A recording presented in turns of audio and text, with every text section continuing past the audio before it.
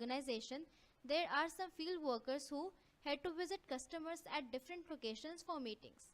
In this situation, it gets difficult for them to update about their meetings and locations on calls or emails to their respective managers each and every time. In this scenario, for managers, communicating and assigning and tracking work with them can be difficult and time consuming. So as a solution to this problem, the photo with location action came up with Microsoft Kaizala application. It allows you to share real-time photo information with others along with the GPS coordinates to show where the photo was taken.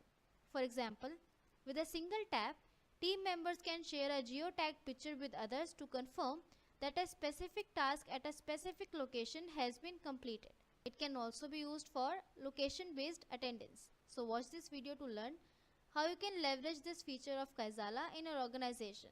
Firstly, I'll open the group in Kaizala application from which I want to share my location to my manager. So here you can see Hitesh has shared his location over here with a picture.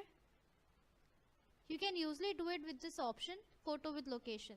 There will be a continuous sync between the manager and the team members who are working on different fields on different locations. So this is how you can share your location with your managers with this photo with location feature available in Microsoft Kaizala application. Thank you.